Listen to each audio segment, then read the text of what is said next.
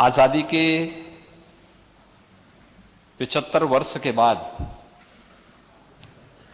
आधी आबादी अपनी आवाज को इस सदन के माध्यम से प्रदेश की 25 करोड़ जनता तक तो पहुंचेगी ही, साथ ही साथ प्रदेश की समस्याओं को लेकर के, उपलब्धियों को लेकर के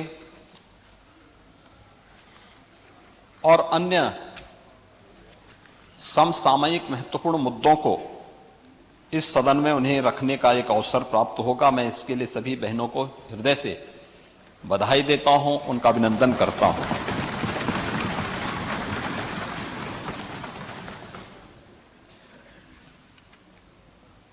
वास्तव में यह कार्य बहुत पहले होना चाहिए था और इसलिए होना चाहिए था। आज का पूरा दिन आपने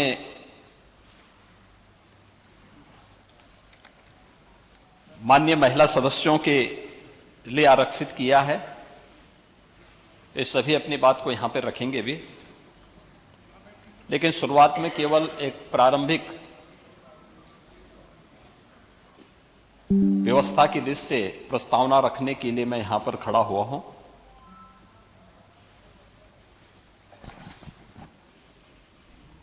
मुझे महर्षि वेदव्यास की पंक्तियां याद आती हैं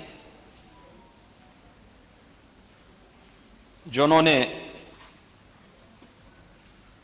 नारी शक्ति के बारे में कहा है, खासतौर पर मातृशक्ति के बारे में, कि नास्ति मातृ समा छाया,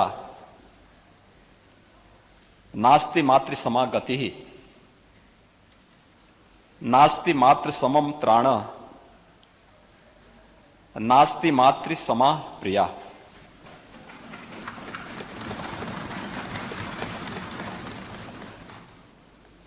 यानी मां के समान कोई छाया नहीं है, मां के समान कोई सहारा भी नहीं है, मां के समान कोई रक्षक नहीं है और मां के समान कोई प्रिय भी नहीं होता है। और मुझे लगता है कि मातृशक्ति के प्रति अगर ये भाव हर नागरिक के मन में आ जाए तो मुझे लगता है कि कुछ भी असंभव नहीं है। ऐसा नहीं कि ये पहली बार हो रहा हो। आजादी के बाद इस दिशा में बहुत अच्छे प्रयास हुए, काफी प्रगति भी हुई। उन मुद्दों पर आज यहां पर चर्चा भी होगी। लेकिन भारत जैसे देश में, हम दुनिया के सबसे बड़े लोकतंत्र हैं, भारत के अंदर बिना भेदभाव के महिला हो या पुरुष, हमारे संविधान निर्माताओं ने भारत के प्रत्येक नागरिक को वयस्क मताधिकार का जो अधिकार दिया था, इसमें महिला और पुरुष के बीच में कोई अंतर नहीं था। और हम सबको इस पर गौरव की अनुभूति होनी चाहिए कि महिला और पुरुष दोनों को भारत के अंदर पहले सामान्य निर्वाचन से अपना मत देने का पूरा अधिकार भारत ने लोकतंत्र अपनाने के बाद से देना प्रारंभ किया। यही नहीं, इंग्लैंड में और दुनिया के तमाम अन्य देशों में महिलाओं को अधिकार बाद में मिला, भारत से बाद में मिला है। भले वहां लोकतंत्र पहले रहा हो, तो भारत की ताकत का एहसास दुनिया को कराता है, जिसमें हमेशा से, आज से नहीं, वैदिक काल में आप देखें, वैदिक ऋषियों के साथ साथ वैदिक ऋचाओं को रचने वाली उन ब्रह्मवादिनी ऋषि पुत्री या ऋषि पत्नियों के बारे में हम सब अक्सर चर्चा सुनते हैं, जिन्होंने वेदों के अनेक ऋचाएं रची, अनेक सूक्तों की रचना की। भारत आज जिस वैवाहिक परंपरा को अपनाता है, उसका जो विवाह सूक्त है, वह सूर्या सावित्री नाम की एक विदुषी महिला के द्वारा रची गई है। आप याद करिए, उसके बगैर भारत की वैवाहिक परंपरा बिना उन सूक्तों के गायन से आगे बढ़ ही नहीं सकता। ऐसे ही अगर हम देखते हैं, चाहे वह ब्रह्मवादिनी घोषा हो, लोपामुद्रा हो, विश्ववारा हो, अपाला हो, या फिर अनेक उन ब्रह्मवादिनी और वेदों की अनेक रचनाओं को रचने वाली वे सभी महिलाएं, जिन्होंने इस देश को एक दिशा दी, एक नया संस्कार दिया, एक नई गति दी। यही नहीं, शकुंतला के बारे में, अनुसुईया के बारे में, माता अनुसुईया के बारे में, दमयंती के बारे में, सती सावित्री के बारे में, गार्गी, मैत्री, अनुसुईया, अहिल्या, सीता, द्रौपदी, रुक्मणी,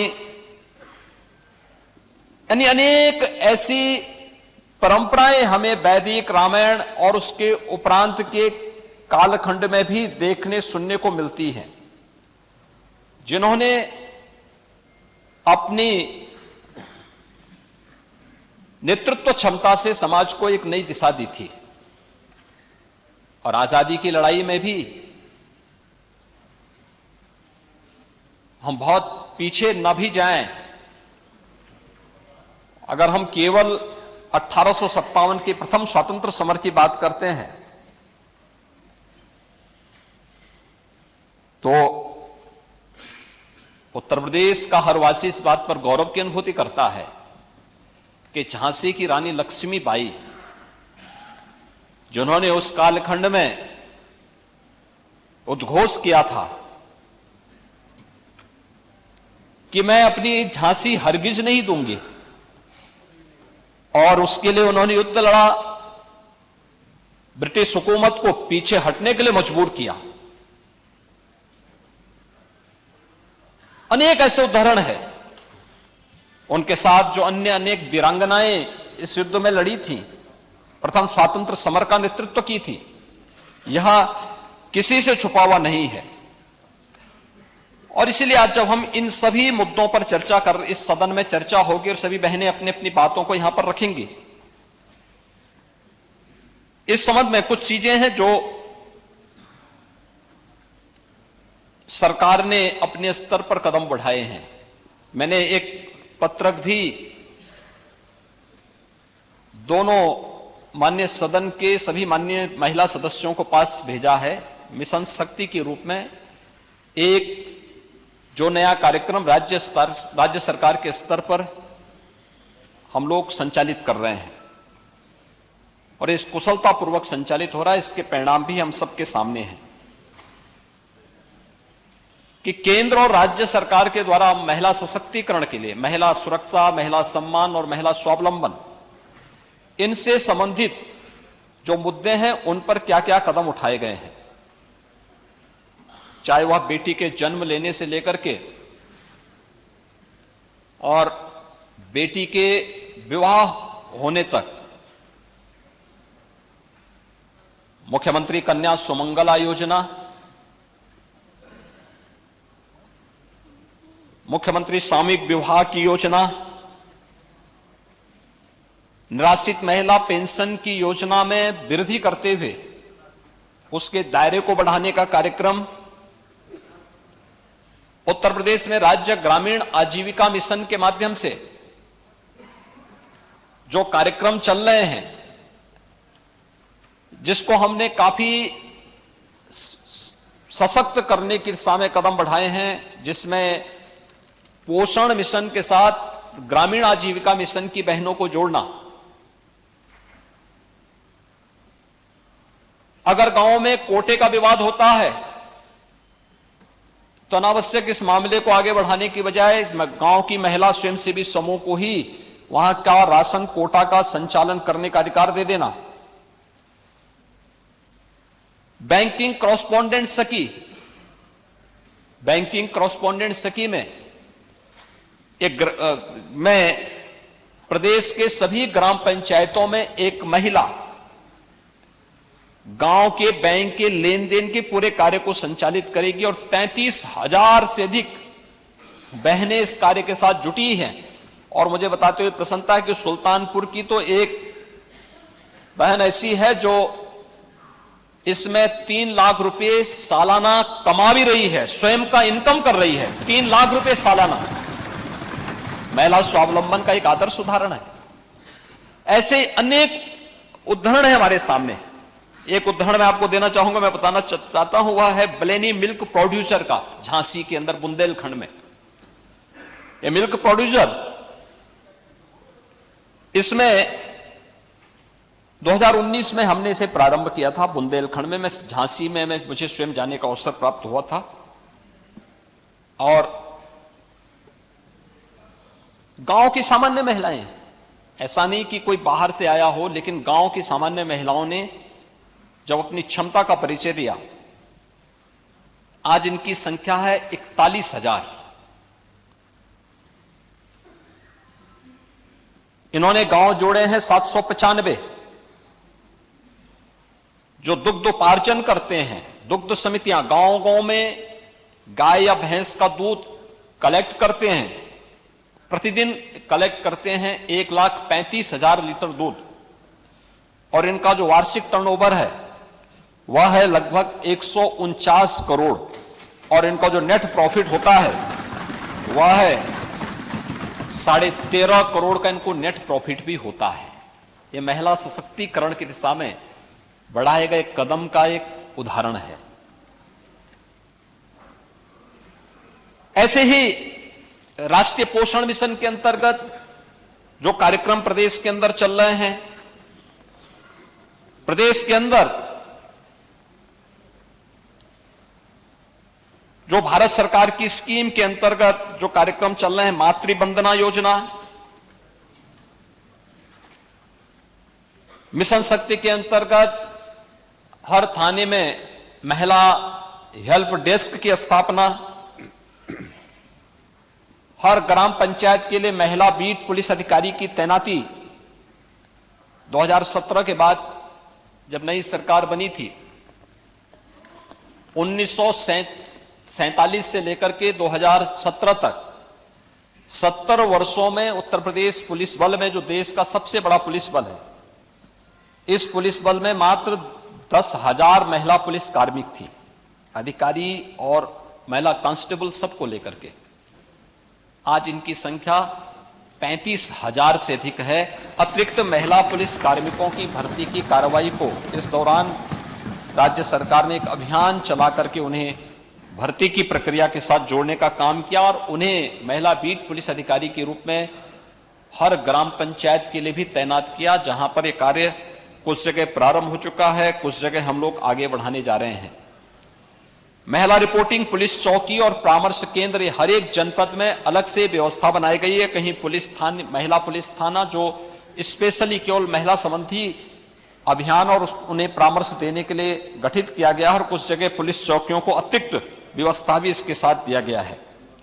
और इसके साथ ही प्रदेश के अंदर जो कार्य हुए हैं, परिणाम है इसका, और ये चीजें हमें दिखाती हैं कि इसके परिणाम भी हम सबके सामने आए हैं, जिसमें प्रदेश के अंदर अभी जो हर थाने में प्रदेश के अंदर 1537 पुलिस सिविल पुलिस के थाने हैं, शेष अन्य मिला करके कुल 1584 थाने हैं, जिसमें जीआरपी के भी थाने आते हैं। इन सभी में महिला हेल्प डेस्क की स्थापना की जा चुकी है।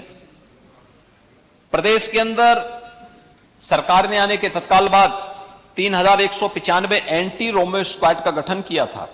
एंटी रोमियो स्क्वाड, जिसके द्वारा 6,75,143 स्थानों पर चेकिंग करते हुए 28,33,893 ऐसे लोगों को चेक उनकी चेकिंग की गई जिन पर किसी प्रकार का कोई संदेह था और उसमें आवश्यकता पड़ने पर कार्रवाई भी की गई है।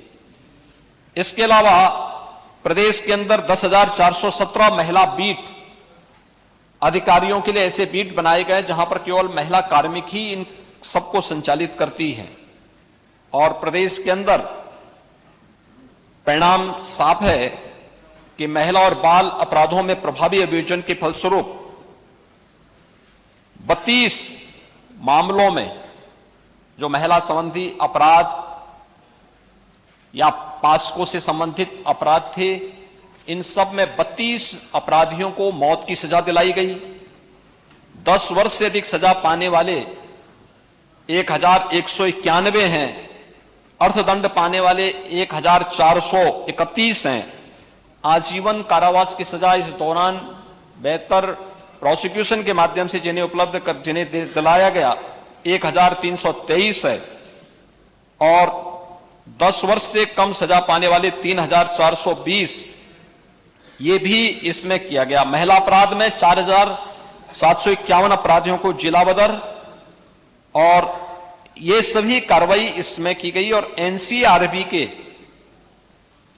जो डाटा है उसके अंतर्गत अगर हम देखेंगे तो विगत 5 वर्ष के अंदर महिला संबंधी अपराधों में व्यापक कमी देखने को मिली। खासतौर पर बलात्कार में 33%, अपहरण में 29%, सील भंग में 25%, दहेज मृत्यु में 12% की कमी भी इस दौरान देखने को मिली है। ये चीजें दिखाती हैं कि अगर हम सब मिलकर के इस दिशा में ठोस प्रयास प्रारंभ कर देंगे और जो महिला संबंधी या बेटियों से संबंधित जो शासन की योजनाएं हैं, इन योजनाओं का उचित प्रसार हो जाए तो महिला सुरक्षा, महिला सम्मान, महिला सशक्तिकरण की दिशा में बेहतर प्रयास हो सकते हैं। इस दिशा में हम सब जानते हैं कि केंद्र और राज्य सरकारें मिलकर के इस दिशा में बेहतर प्रयास की हैं, जिसमें बहुत सारे कदम उठाए गए हैं। चाहे वह कन्या सुमंगला योजना में मैं बोल रहा था, जो अक्सर एक चर्चा आती थी कि भ्रूण हत्या होती है, हमने मुखबिर योजना के माध्यम से उसको नियंत्रित करने के साथ ही कन्या सुमंगला योजना का कार्यक्रम आगे बढ़ाया था। आज उसका परिणाम है कि लगभग 13,67,000 बेटियों को इस योजना का लाभ प्रदेश के अंदर प्राप्त हो रहा है, जिसको अलग अलग चरणों में उपलब्ध कराया जाता है। निराश्रित महिला पेंशन योजना में भी 1,000 रुपए उनकी पेंशन की गई और अब इस समय 31,50,000 बहनों को इसका लाभ प्राप्त हो रहा है। इसी प्रकार से राज्य आजीविका मिशन के अंतर्गत 66 लाख महिलाएं जुड़ी हुई हैं जो इस योजना का लाभ प्राप्त कर रही हैं। प्रदेश के अंदर मातृवंदना योजना के अंतर्गत 52,55,129 माताएं इन योजनाओं का लाभ ले रही हैं। मुख्यमंत्री सामूहिक विवाह योजना के अंतर्गत अब तक 1,91,686 जोड़ों की शादी ब्याह के लिए सरकार के स्तर पर उन्हें सहयोग प्रदान किया गया है और प्रदेश के अंदर ऐसे ही अन्य अनेक कार्यक्रम संचालित हो रहे हैं, जिसमें सभी महिला सदस्यों के पास मैंने एक पत्रक भेजा भी था और मैं अनुरोध करूंगा कि उसको जरूर एक बार देखेंगे। खासतौर पर जब हम हर घर नल की बात करते हैं तो हर घर जल पहुंचाने की कार्रवाई का हिस्सा है। अगर दूरी से जाना होता था तो हम बहुत जगह देखते थे कि महिलाएं अपने सिर पर पानी लेकर के आती थी, आज उनके घर तक पानी पहुंच रहा है। हर घर शौचालय स्वच्छ भारत मिशन के अंतर्गत बने, प्रदेश के अंदर 2,61,00,000 परिवारों के पास बने। यह स्वच्छता का अभियान तो था ही, लेकिन नारी गरिमा का भी यह एक अभियान था और इसके लिए हम प्रधानमंत्री मोदी जी के आभारी हैं कि उन्होंने इसे एक मिशन मोड के साथ जोड़ करके इसे सफलता की नई ऊंचाइयों तक पहुंचाया।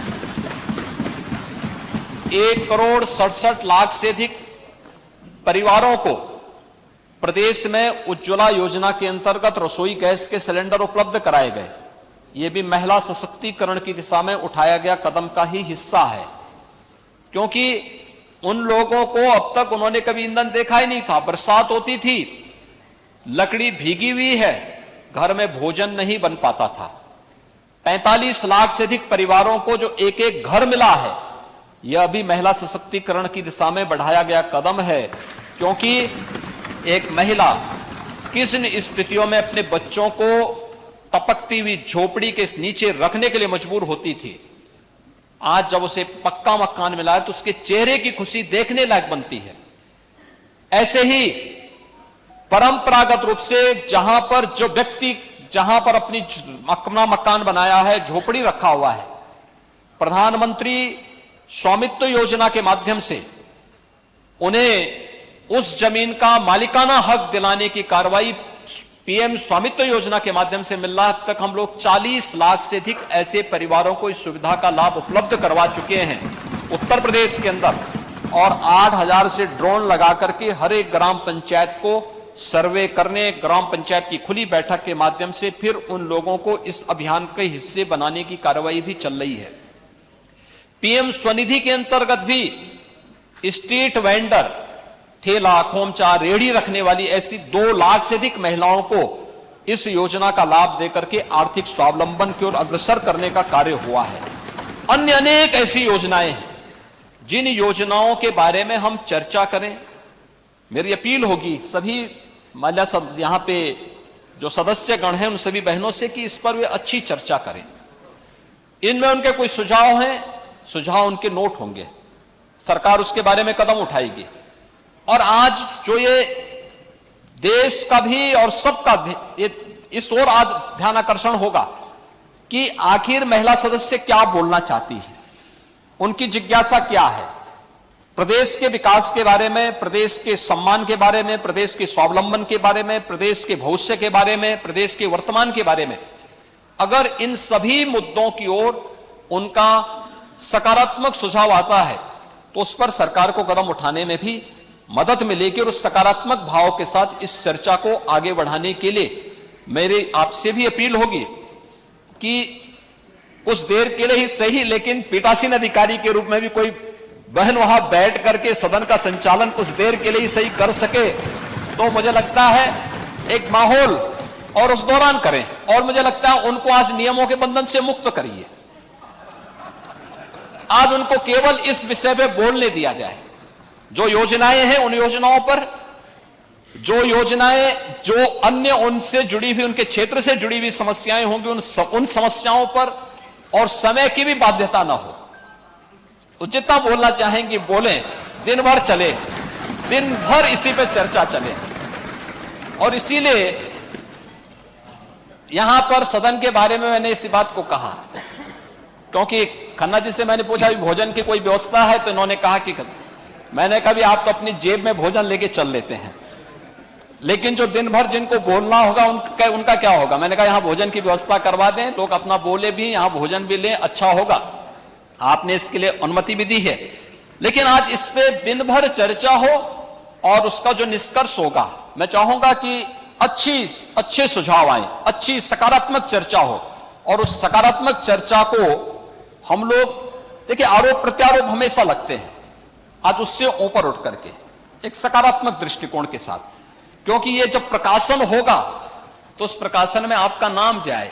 विधानसभा की कार्रवाई में जो कुछ हम बोलते हैं, ये जो भी आएगा, यह यहां का एक दस्तावेज बनेगा।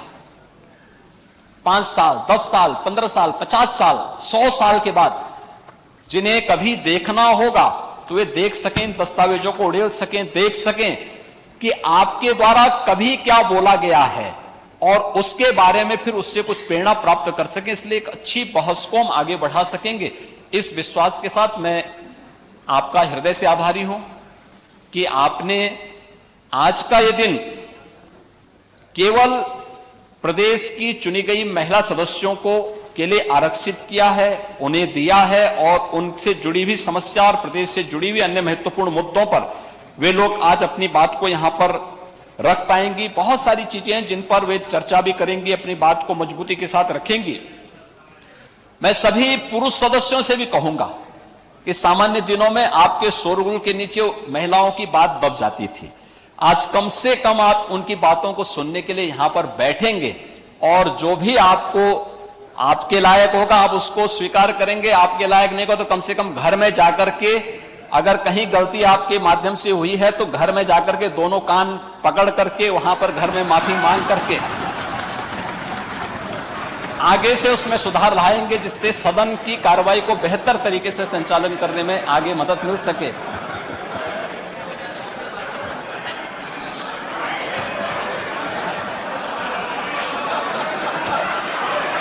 ये कार्य ये जरूर हो। सदन ये सब बातें कैसे जानते हैं? और मैं सभी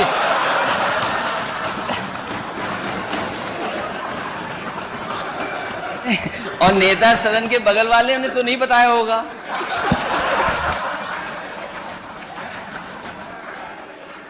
लगता है खन्ना जी आपको आमंत्रण करने में भूल गए हैं। खन्ना जी ने तो पिछले दिनों ही एक रिसेप्शन दिया था, आपको नहीं बुलाया था क्या? धन्यवाद।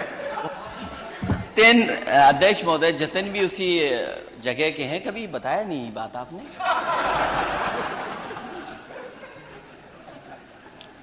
तो अध्यक्ष जी, मैं चाहूंगा कि इस बहस को एक सकारात्मक दिशा में आगे बढ़ा करके हम रोचक भी बनाएं, और क्योंकि लोगों का आज इस ओर बहुत जिज्ञासा होगी और उस सकारात्मक दिशा को हम आगे बढ़ा सकेंगे कि अच्छा होगा, अभिनंदनीय होगा, समाज के लिए प्रेरणादायी हो पाएगा और सदन की कार्रवाई को फिर इसी प्रकार की कुछ अच्छे महत्वपूर्ण मुद्दों को लेकर के जो प्रदेश के प्रत्येक नागरिक को बिना भेदभाव की सुरक्षा, उनके सम्मान और उनके स्वावलंबन से जुड़े हुए मुद्दों को हम आगे बढ़ा पाएंगे।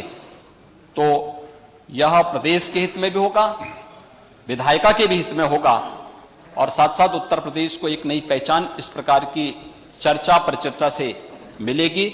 मैं एक बार फिर से सभी बहनों का, आज जो इस चर्चा का हिस्सा बनने जा रही हैं, उन सब का, मैं जो भी इस चर्चा में भाग लेंगे, मुझे लगता है अपनी बात को अपनी भाषा में बोलना चाहिए और जिस भी रूप में आप बोल सकती हैं उतने में बोलेंगे, बहुत अच्छा उसकी एक चर्चा को आगे बढ़ाने में मदद मिलेगी। हमें संकोच नहीं करना होगा, अपने दिन भर अपनी बात को बोले, नियमों को आज शिथिल करते हुए, एकदम कोई वो नियम नहीं, सभी अपने दिन भर भाषण इनके चले और फिर वो प्रकाशन भी हो। अच्छा होगा इसका प्रकाशन हो और प्रकाशन होकर के फिर हम देश के पार्लियामेंट की लाइब्रेरी में भी भेजें और हर विधानसभा में भेजें, देश की हर विधानसभा के लिए भेजें कि उत्तर प्रदेश की विधानसभा में ये चर्चा हुई थी, इसको इस प्रकार के सुझाव आए हैं, उन सब पर हम चर्चा को आगे बढ़ा पाएंगे तो अच्छा होगा। मैं एक बार फिर से सभी माननीय सदस्यों को, जिन्होंने इस चर्चा को सार्थक बनाने के लिए आज अपनी उपस्थिति के माध्यम से इसको मजबूत किया, करने में अपना योगदान दे रहे हैं, उन सब का भी हृदय से धन्यवाद करता हूं और सभी महिला सदस्यों का हृदय से अभिनंदन करता हूं। धन्यवाद।